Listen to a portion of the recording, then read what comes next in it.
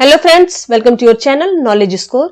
In this video, we will know schema, assimilation, accommodation, equilibrium and disequilibrium. Schema क्या है, समावेशन, समायोजन, साम्य धारण और असंतुलन क्या है। इन सभी 5 पदों को टर्म्स को इस वीडियो में अच्छे से हम जानेंगे कि ये टर्म्स क्या क्या है, इनकी मीनिंग क्या है, उदाहरण के साथ अच्छे से समझेंगे। इससे related C TET, TET, super TET, KVH, other teaching exam में क्वेश्चन जरूर से जरूर पूछे जाते हैं। इन 5 टर्म को जीन पियाजे ने अपने कॉग्निटिव डेवलपमेंट थ्योरी, संज्ञानात्मक विकास के सिद्धांत में इन पदों को यूज किया है, काफी प्रयोग किया है। सो चलिए हम जानते हैं एक एक करके सभी को इस वीडियो में। Schema, assimilation, accommodation, equilibrium and disequilibrium क्या है। सबसे पहले हम स्कीमा के बारे में जानेंगे कि स्कीमा क्या है। इसका दूसरा नाम है प्रारूप योजना। तो देखिए हम जानते हैं स्कीमा का मतलब क्या होता है। सूचना का भंडार गृह, इंफॉर्मेशन स्टोर रूम इसे बोलते हैं। स्कीमा से तात्पर्य हमारे मस्तिष्क में एकत्रित ज्ञान व सूचनाओं के सार्थक पैटर्न से है। Schema refer to the meaningful pattern of knowledge and information store in our brain. हमारे मस्तिष्क में जो भी इंफॉर्मेशन या ज्ञान, नॉलेज एकत्रित होता है, स्टोर होता है, उसी को हम स्कीमा कहते हैं। एक सार्थक पैटर्न के रूप में जो भी इंफॉर्मेशन हमारे माइंड में स्टोर होता है उसको हम क्या कहते हैं, स्कीमा बोलते हैं। देखिए यहाँ पर इस माइंड में तरह तरह के इंफॉर्मेशन हमारे माइंड में स्टोर है। कप ऑफ टी है, बाइक है, बुक, बाइसिकल एंड बॉल, सबके बारे में इंफॉर्मेशन हमारे माइंड में स्टोर है। और इसी इंफॉर्मेशन, इसी सार्थक पैटर्न के आधार पर ही हम किसी भी चीज को हम जानते हैं कि ये कैट है, ये बुक है, ये डॉग है, ये बाइसिकल है, या कप ऑफ टी है। जो भी हमारे माइंड में स्टोर होता है उसी इंफॉर्मेशन के आधार पर ही हम निर्णय लेते हैं। जीन पियाजे ने स्कीमा टर्म को अपने कॉग्निटिव डेवलपमेंट थ्योरी, संज्ञानात्मक विकास के सिद्धांत में यूज किया है। जैसे कि बालक जैसे ही वातावरण में इंटरेक्शन करता है तो तरह तरह के चीजों को अपने माइंड में देखता है, सुनता है, समझता है और इससे रिलेटेड इंफॉर्मेशन अपने माइंड में स्टोर कर लेता है और इस इंफॉर्मेशन के आधार पर ही अपने आप को अनुकूलित करता है, एडॉप्शन करता है। आगे का टर्म देखिए, एसिमिलेशन क्या है, समावेशन क्या है। ओके, यहाँ पे देखिए एसिमिलेशन के हिंदी में समावेशन, आत्मसातीकरण या आत्मसातकरण बोलते। इंग्लिश नेम इसको जरूर समझिएगा क्योंकि हिंदी में इसके कई नाम होते हैं, so many names related to the समावेशन, तो आपको कंफ्यूजन होने का काफी चांसेस है। सो इंग्लिश नेम आप इसको जरूर जानिएगा क्योंकि हिंदी में कई नाम होते हैं, किसी भी नाम से पूछा जा सकता है तो आप कंफ्यूज हो सकते हैं। पूर्व ज्ञान में बाह्य वातावरण से प्राप्त नवीन ज्ञान को हूबहू जोड़ना समावेशन कहलाता है। किसी भी बाह्य ज्ञान या सूचना को बिना किसी तर्क व परिवर्तन के स्वीकार करने से है। और एसिमिलेशन की कंडीशन में, समावेशन की कंडीशन में बच्चा जो है 2 चीजों में अंतर नहीं कर पाता है। एसिमिलेशन का मतलब हुआ कि प्रीवियस नॉलेज में न्यू नॉलेज को एड ऑन कर देना, कॉपी कर देना, without any logic, without any reasoning. But assimilation की कंडीशन में बच्चा जो है 2 चीजों में डिफ्रेंशिएट नहीं कर पाता, 2 चीजों में अंतर नहीं कर पाता है। इसको हम एक उदाहरण के साथ समझेंगे। यहां पे एक एग्जांपल है। बच्चा वातावरण में अंतःक्रिया करता है और देखता है कि एक जानवर है जिसकी 4 पैर है, एक पूंछ है और 2 आंखें हैं और ब्लैक कलर, काले कलर का एक जानवर है। ये कुछ दिखता है तो इसे हम कैट बोलते हैं, बिल्ली बोलते हैं। बच्चा इस तरह का इंफॉर्मेशन अपने माइंड में स्टोर कर लेता है, ज्ञान, सूचना अपने माइंड में स्टोर कर लिया और बिल्ली के बारे में स्कीमा अपने माइंड में रख लेता है कि जब भी उसे 4 पैर, 1 पूंछ, 2 आंख मिलता है कोई भी जानवर तो उसे हम कैट बोलते हैं। इस तरीके का इसने अपने माइंड में स्टोर कर लेता है स्कीमा और इसे इसने वातावरण से लर्न कर लिया, कैट के बारे में स्कीमा। बच्चा अब अगेन दोबारा एक नई परिस्थिति में आता है, सिचुएशन में आता है, तो बच्चा देखता है कि 4 पैर, 1 पूंछ, 2 आंख और व्हाइट कलर है। अब ब्लैक की जगह व्हाइट कलर है, तो इसे भी बच्चा जो कहता है कि प्रीवियस नॉलेज में कि वो 4 पैर है, 1 पूंछ है, 2 आंखें हैं, ये भी कैट है। इस बच्चे के साथ इसके फादर होते हैं, पिता होते हैं और बोलते हैं कि बिल्ली जो है ब्लैक कलर के साथ साथ व्हाइट कलर, सफेद रंग का भी होता है। तो बच्चा जो है अपने माइंड में स्टोर कर लेता है ऐड कर लेता है कि बिल्ली जो है ब्लैक कलर के साथ साथ व्हाइट कलर की भी होती है। बच्चा जो है अपने स्कीमा में, जो इसकी प्रीवियस स्कीमा थी black colour, 4 leg black colour, 1 पूंछ 2 आंखें, इस तरह की एक स्कीमा थी, और इस स्कीमा में इसने व्हाइट कलर भी जोड़ दिया बिना किसी परिवर्तन के। कोई चेंज नहीं किया, कोई तर्क नहीं किया, बस इसने प्रीवियस नॉलेज में नया नॉलेज को क्या कर दिया, ऐड कर दिया, कॉपी कर दिया। इसने कोई लॉजिक नहीं लगाया कि व्हाइट कलर क्यों होती है, क्यों नहीं होती, इस तरह का कोई रीजनिंग नहीं लगाया। जो इसके पिता ने कहा कि बिल्ली जो है ब्लैक कलर के साथ साथ व्हाइट कलर की भी होती है, तो इसने एज इट इज हूबहू अपने पिता की बात मान ली, फादर की बात मान ली, और जो उसकी प्रीवियस नॉलेज थी उस प्रीवियस नॉलेज में ब्लैक कलर के साथ साथ व्हाइट कलर भी ऐड कर दिया कि बिल्ली जो है ब्लैक कलर के साथ साथ व्हाइट कलर की भी होती है। अब यहां पे देखिए, बच्चा जो है खुश हो जाता है और ये समझ जाता है कि कैट जो है ब्लैक कलर के साथ साथ व्हाइट कलर की भी होती है, जिसके 4 पैर होते हैं, 1 पूंछ होती है, 2 आंखें होती है, और ब्लैक भी होती है और व्हाइट भी होती है। इसने अपनी स्कीमा में ऐड ऑन कर लिया, ब्लैक कलर के साथ साथ बिल्ली जो है व्हाइट कलर की भी होती है। इसने अपने पिता से किसी भी तरह का तर्क नहीं किया, किसी तरह का रीजनिंग या लॉजिक नहीं लगाया, एज इट इज अपने फादर की बात मान ली। तो इससे हम एसिमिलेशन बोलते हैं, ठीक है।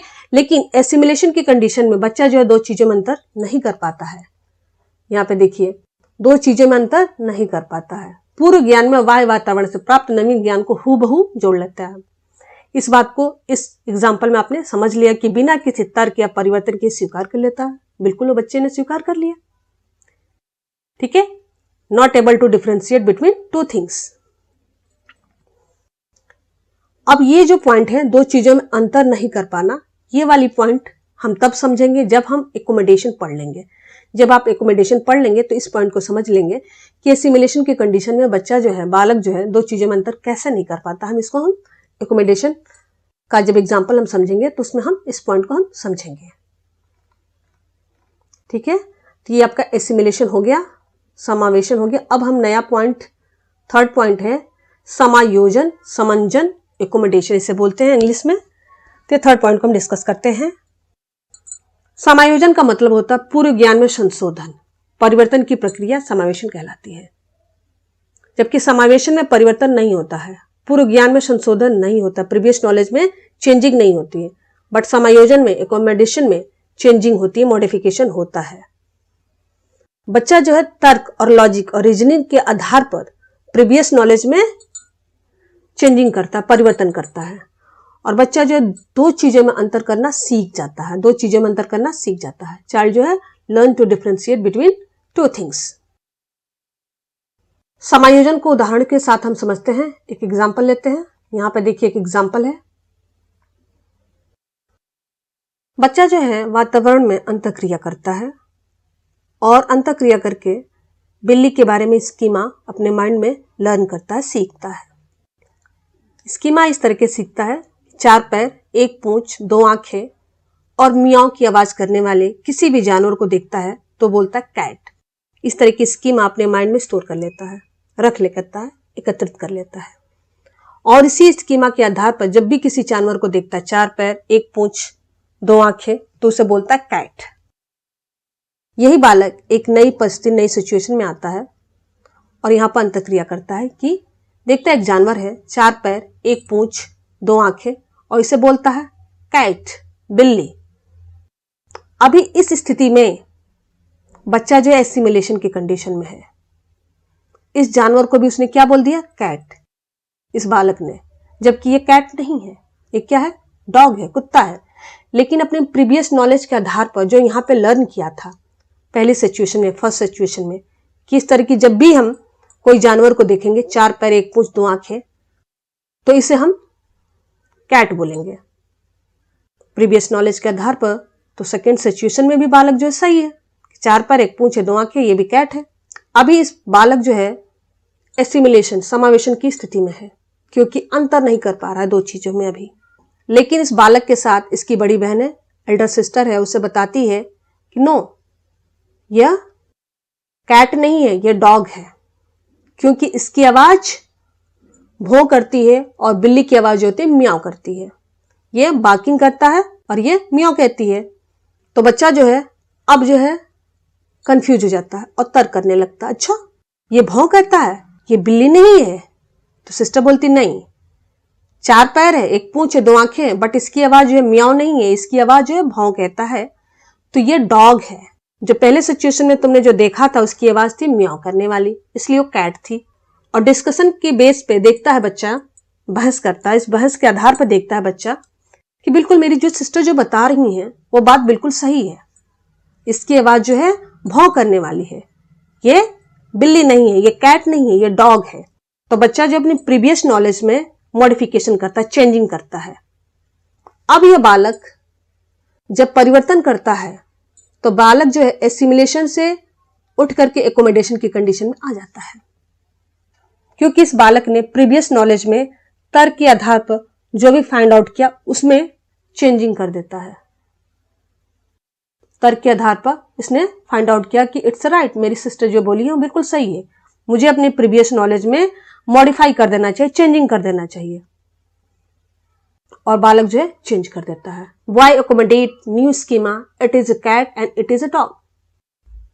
अब वाई जो मॉडिफाई कर लेता है, देख लेता कि 4 पैर, 1 पूंछ, 2 आंखें और जिसकी आवाज म्याऊं करने वाली हो वो कैट होगी। बट 4 पैर, 1 पूंछ, 2 आंखें और जिसकी आवाज भौं करने वाली होगी, बार्किंग होगी, उससे हम डॉग बोलेंगे। अब बालक जो है 2 चीजों में, कैट और डॉग में डिफ्रेंशिएट करना जान जाता है। जब बालक जो एकोमोडेशन की कंडीशन में आ जाता है तब। अब आपको यहां पर समझ में आ गया कि एसिमिलेशन की कंडीशन में बालक जो है 2 चीजों में डिफ्रेंशिएट करना नहीं जानता है, लेकिन एकोमोडेशन की कंडीशन में 2 चीजों में डिफ्रेंशिएट करना जान जाता है। तीसरी बात को मैं यहां पर बता रही थी कि यहां पर पॉइंट्स लिखा हुआ है एसिमिलेशन में कि 2 चीजों में अंतर नहीं कर पाता है। बिल्कुल नहीं कर पा रहा था। कैट और डॉग में कहां अंतर कर पा रहा बालक? नहीं कर पा रहा। जब 2 चीजों में अंतर कर लेता है, उसकी स्कीमा में चेंजेस होती हैं और चेंजेस के आधार पर 2 चीजों में जब अंतर कर लेता है तो बालक जो है एसिमिलेशन से किस में आ जाता है? एकोमोडेशन की कंडीशन में आ जाता है। तो यहां पर आपका स्कीमा, एसिमिलेशन, एकोमोडेशन ये पॉइंट्स हो जाते हैं। अब हम 4th पॉइंट देखेंगे, इक्विलिब्रियम, साम्य धारण क्या है? संतुलिनीकरण, साम्यावस्था। इसका इंग्लिश नेम जो होता है इक्विलिब्रियम होता है।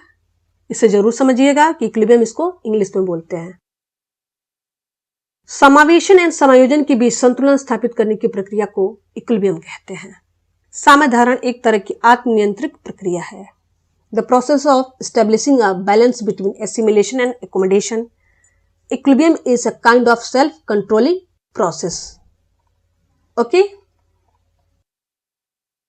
यहां पे देखिए एग्जांपल में, साम्य धारण इक्विलिब्रियम जो है एसिमिलेशन एंड एकोमोडेशन के बीच में संतुलन यानी बैलेंस स्थापित कर रहा है। जब बालक इक्विलिब्रियम के कंडीशन में आता है तो एसिमिलेशन एंड समायोजन में बैलेंस स्थापित करना जान जाता है। मतलब एक सेल्फ कंट्रोलिंग पावर उसके अंदर आ जाती है कि दोनों के बीच में वो बैलेंस कैसे स्थापित करे।